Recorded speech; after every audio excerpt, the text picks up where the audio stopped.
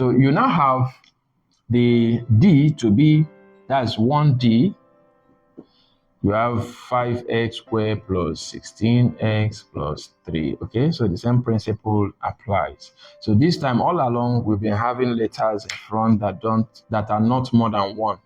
Yes, they are just standing alone, which means there is 1. 1 times x is still 1, x, still x. So now we have more than that and up to 5 of it. So that's why you have 5x squared. Now you're going to use it to multiply against this one. When you do that, what you're going to have is 15. 5 times 3 is 15. Then you have x squared, and then both of them are positive. So this is positive number. So you look for two numbers that can divide 15, and when you multiply them together, they will also give you 15. And then when you add them together, you get 16. Okay, so quickly you understand that 1 can go against 15 to give you 15, and then 15 can go against 15 to give you 1. Okay, so 1 times 15 will also give you 15. So x here, positive. It means that when you add this and this, you're also going to get 16. So just like we've been doing, we are going to leave this and use it to replace this. Okay. I would like to add another one here. Let me add another one here. Let me add f, and let that be s squared minus 64. Okay. So, and you can also add another like this, but let me give you this. This can also serve as a principle. There is a perfect square. This is a perfect square, and then we're going to deal with it. It makes work easier.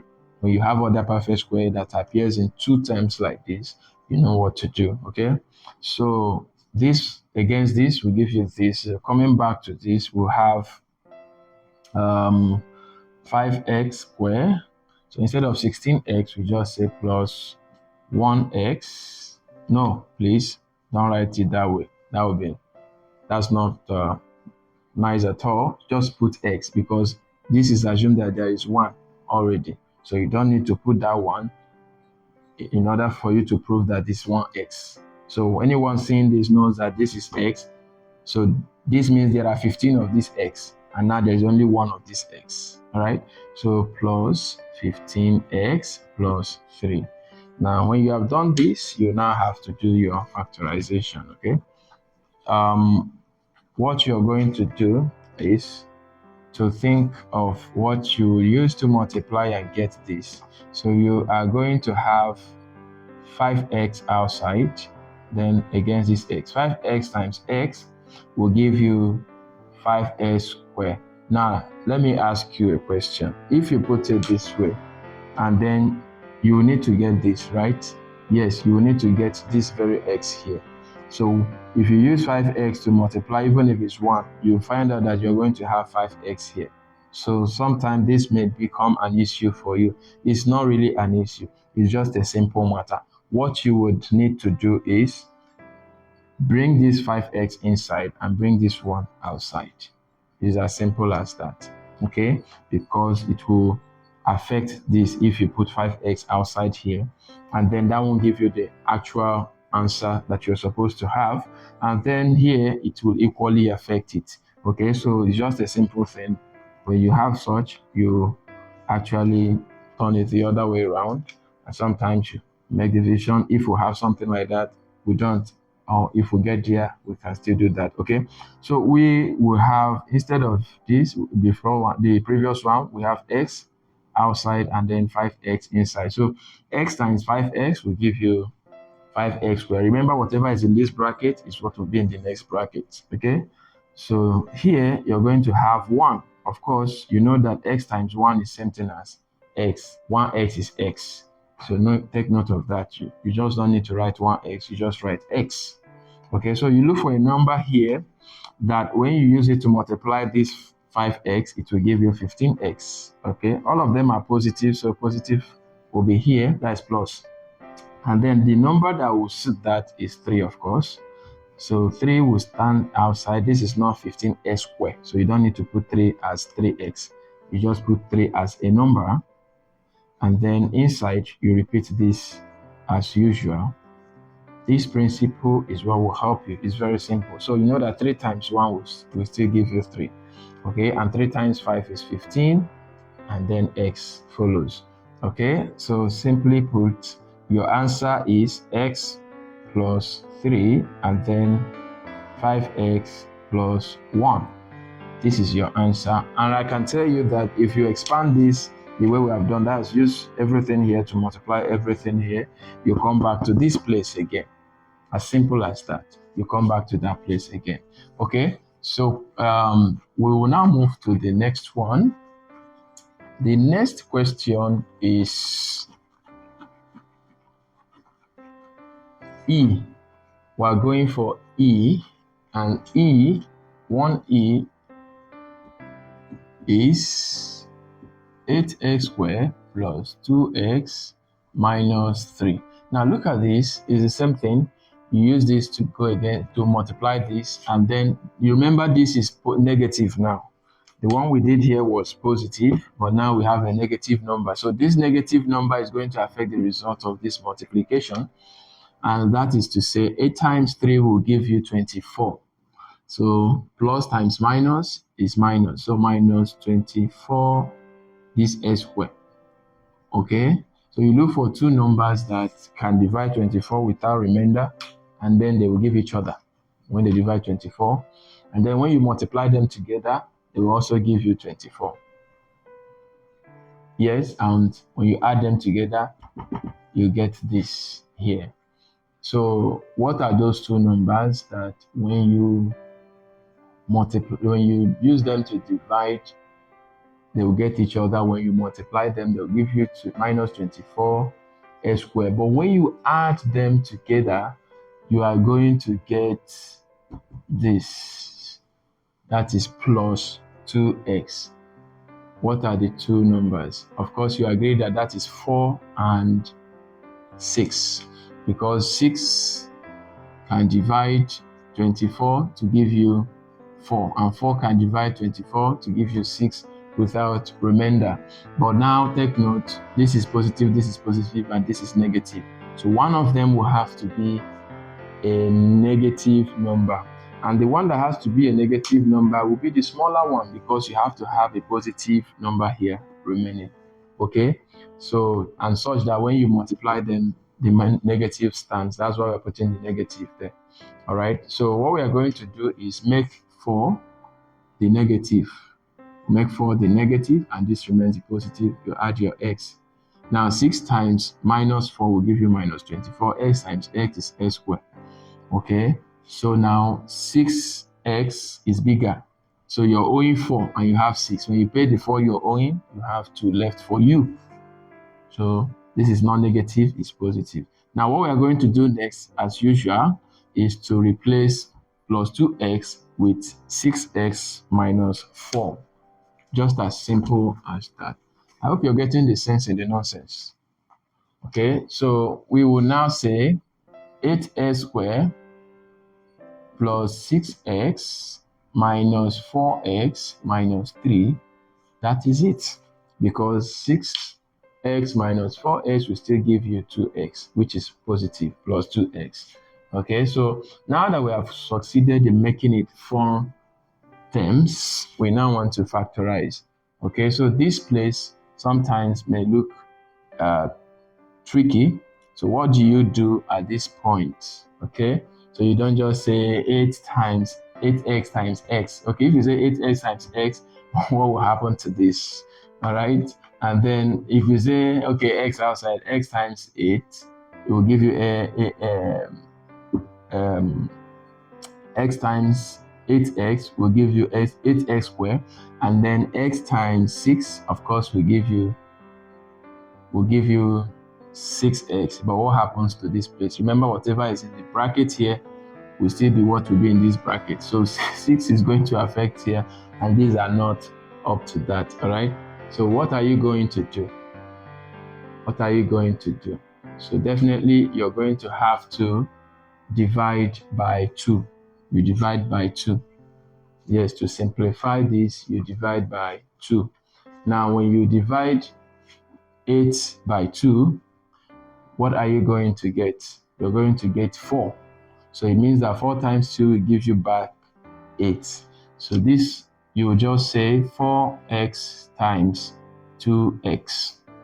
So 4 times 2, 8, x times s squared. All of these are positive. So here, if you now say, I'm coming, please. If you now say 4 times 2x will give you this. If 4 is multiplying any number here, it cannot give you 6x. So what do you need to do when you get to this stage and it becomes confusing? It's just a simple thing, okay? Like I told you initially, we have been able to simplify it to this. What you just need to do is turn it around. Turn it around. That is just the simple thing you need to do. So we are going to write 4x inside instead of outside. So we have 2x, then 4x. So this is still the same, but the difference is that 4 is inside, so such it doesn't disturb us here, and we can be able to get our results. Okay, so 2 times 4 is still 8. X times x is x squared. Okay, so now 2 divide 6x will give you 3, isn't it? So you just put 3. Of course, this is x, not x squared. So 2x times 3 already will give you 6x. All right. So you will now look for a number that when you use it to multiply, because whatever is here is what is going to be there. Whatever when you use it, you get 4x and you get minus 1. So these are positive, but these are negative. That means the number you're going to use here will be negative. Okay. And that is minus 1. No other number is deserving of that. Okay, so you see, minus times plus is minus. 1 times 4x is 4x. Minus times minus will give you, sorry please, this is supposed to be plus, because whatever is in this bracket is what will be in this bracket. Please take note. Sorry for that. Whatever is in this bracket is what will be in this bracket. So minus times plus is minus. 1 times 4 is 4, and then x. Minus times plus is minus. 1 times 3 is 3. All right. So as usual, your answer becomes 2x minus 1, and then 4x plus 3, and that's it. If you expand this, you're going back to 8x squared plus 2x minus 3. Okay. You know what? I want to quickly, okay, this doesn't have it, but this may look, because of how we divided and all of that, right? So you may be wondering, is it true? Of course, you can do that on your own, but let me prove it to you right away here before I move to the last question on this one. Okay, so let's say we are having this 2x minus 1, and we are being asked to expand it. Okay, so what this means is that everything here multiplies. So that means 2x, which is positive, will multiply 4x plus 3. And then minus 1, which is negative, multiply everything here, which is 4x plus 3. Now 2x times this, 2 times 4 is 8. And then x times x is x squared. We have gotten back this. And then 2x times 3 will give you plus 6x. All right, minus 1 times this will give you minus 4x. And minus times plus is also minus. 1 times 3 is 3. Okay, so you do the collection of like terms. So this implies that 8x squared, then 6x minus 4x will give you 6 minus 2, 4 is 2, so it's 2x. You have 6 of this x, and then you're owing 4 of it. If you pay that 4, you have 2 left. So here is plus, and then this minus 3. We have come back to where we started. So that's just a simple thing there. Okay, always try and do this whenever you solve problems like this, to be sure that your answer is correct, especially when you are dealing with equation. I'll also show you that when we get there. Okay, so quickly we'll take the last question I added, and that is 1f. We said x squared minus 64. So if I had given this as an assignment in class, like I gave you this, some of you will say, we don't understand. You were doing 3 terms and then you're giving us 2 terms. What are you expecting us to do? And remember, you are meant to factorize. Of course, there are there's another method of working on this. You can just push this to the other side, turn it to an equation, and then square both sides to find your x. What I mean is this: you could just say x squared is now equals to, when this minus moves to the other side, it becomes a plus. So you can find the square of both and all the blah blah blah there. Okay, so whatever answer this is going to give you is still the same. Okay, so which means that x is going to be the root of 64, which is going to be 8, and this is what we are still going to find out to be our answer. Okay, so let's quickly get this right. How are you going to do? This is a perfect square. So you look for two numbers that can divide it. Of course, this times this will give you minus 64 x squared. This times this, okay? You look for two numbers that will divide this to get each other. So you find that it's a perfect square. And when you add them together, you get 0 because there is no middle term. So it's 0. When you add them together, so it's the square of this 64. So of course, 8 falls into this category. So 8 times 8 will give you 64, right? So, but this is minus. So that means this is minus. One of it must be minus. One will be positive.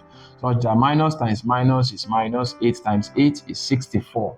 Okay, so x will be attached because x times x will give you x squared. So we'll pick it as usual and place it in the middle here to turn it into 4 terms. If we turn it into 4 terms, it will help us to be able to, factorize it as we are trying, or as we have been doing all along. All right. So look at it this way. You will have this implies, because this symbol means this implies, or this means, that's what the symbol is all about.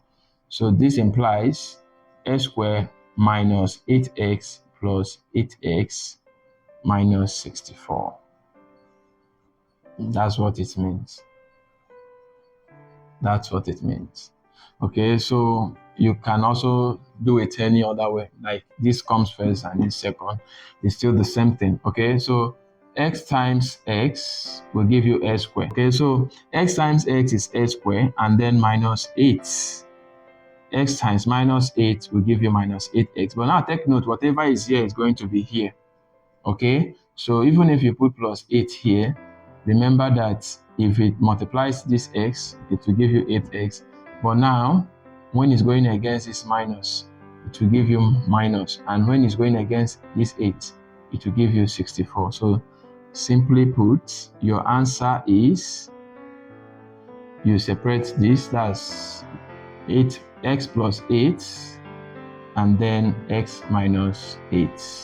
So if you expand this, you're also going to turn back to this. If you use everything here to multiply everything here, just like I've shown you on those two occasions, you can actually get the answers. So well done. We have been able to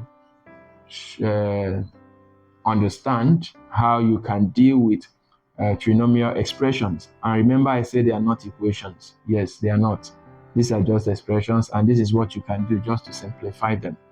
But it's a very good step because this is going to help us deal with equation. Yes, when there is an equation, a problem of it, you have to equate and find your x such that when you perform the operations, you get whatever is on the other side of the equation. So I think that's the next thing we're going to do right away. Okay, so I'm sure you got this. If you didn't get it very well, watch it over and over again and give yourself these works that I've done here and try them over and over. Yes, you get them right. Okay, and then again, don't forget to like our videos. Don't forget to press the subscribe button, and then don't forget to share this video so others can get to know about it and learn from it too. And don't forget, at the comfort of your home, you can always get these results. Yes, we help you out, explain them bit by bit. And I would also beg you that you should reach us on WhatsApp, Telegram. Feel free. any question you have, any concern you have, reach us out, and you can also drop comments on the comment section. Don't forget the thumb up, very important. All right, so I would have to clean this part and then let's deal with the equation part. Okay, so let's deal with the equation part. I want to show you the difference between this quadratic expression and then trinomial expression and then the equation. Okay, so